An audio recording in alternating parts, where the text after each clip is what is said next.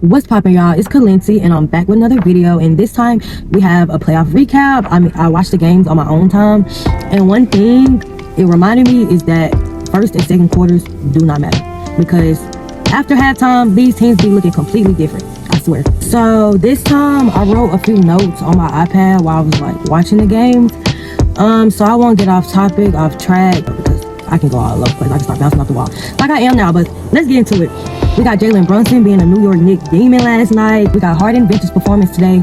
Then we got Wemby looking like the future of basketball. Like, that was crazy. First up, we got the game that just ended not too long ago today. The Cavs and the Pistons.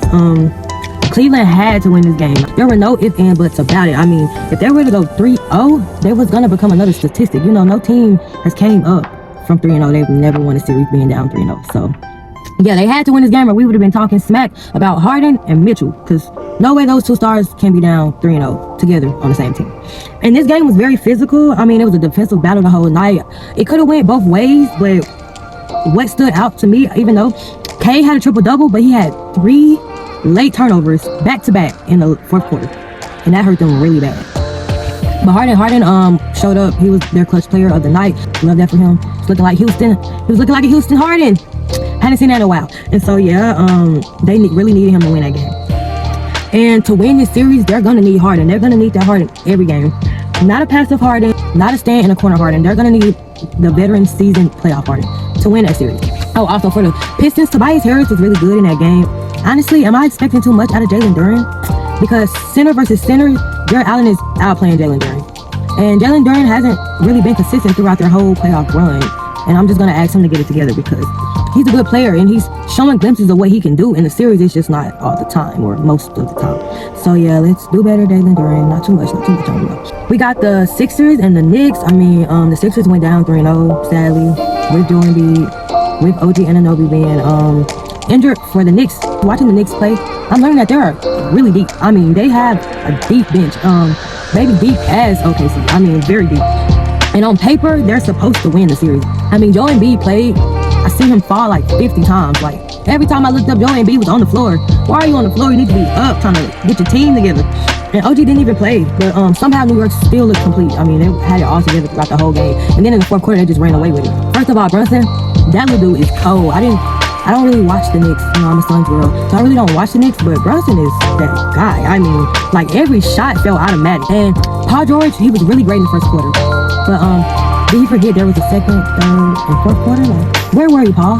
I will say the Tyrese and VJ, got his name right today. The VJ combo, I mean, it gives the Sixers a little optimism for the Sixers' future. I mean, that's a good combo. I heard the commentator call him TJ Maxx. I said, whoa, that's kind of cool. That's kind of cool.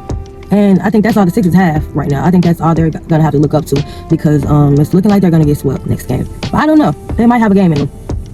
We got the Spurs and the Wolves. I watched that game last night. Immediately, Wemby and Castle, they stood out to me. Castle talked that talk, and Wemby walked that walk. I mean, they weren't playing. I mean, it was kind of a close game until Castle got into it with Jaden McDaniels, and after that, it was like the Wolves disappeared.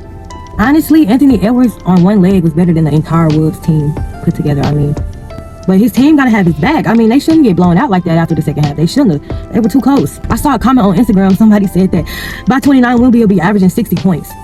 I mean, 60 is crazy. Maybe 40, that's not like too impossible, because that looks like a game. It looks like AI when he's on the floor, when he's making his shots. It looks like a dream. It doesn't look real. So Wemby wants to win this. I can tell. You can see it in him. You can see the difference in hunger between the players. Like, it's totally different. And I feel like he should keep that momentum going if the Spurs want to get to the finals. I don't think Minnesota is going to go out like that. They're not into going out sad. So I expect game 4, they're going to have retaliation. They're going to retaliate. Last but not least, we got OKC and the Lakers. I mean, we already knew what the outcome of this series was going to be before they even stepped on the floor for game 1. But Aiden is sure making it seem that way. He's sure playing like we know the outcome. It's like he won an early vacation. That's all I got to say about Aiden. And I got this OKC shirt on, but I'm not a fan of either of these teams. I'm just observing class, because my team got swept by it. How dare I wear a shirt of a team that swept my team in class? I don't know. But it was only 3 years ago. And I think 3 years ago, OKC was the 10th seed, and they got knocked out of the play-in. And now they're like the reigning champs, and they're coming through and killing these teams. If the Lakers don't win tonight, yeah, this thing is over. Obviously, you know, going down 3-0. No team has never came back up, and I don't think they're gonna do it this year. So apparently, LeBron has one of the worst whistles JJ Redick have ever seen in a superstar.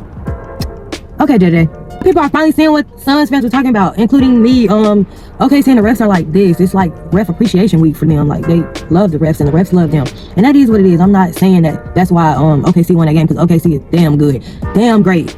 They're like AI. They're like an AI team, and so you really can't blame it all on the refs. Reaves and LeBron are really trying to keep the Lakers alive, and I love that for them. But like, a Luka-less Lakers don't really have a chance against OKC. I'm sorry, Lakers fans, but y'all don't have a chance. But did y'all see that clip of LeBron standing behind Austin Reaves, where he was after the game and he was letting the refs have it? I thought that was so funny. He was like, yeah, tell him, Reaves, tell him, you know, backing them up. I love that. That was so funny. So if y'all enjoyed these thoughts nobody asked for, like, comment, and subscribe to my channel. If you didn't, still do it. And I'll see you on the next video.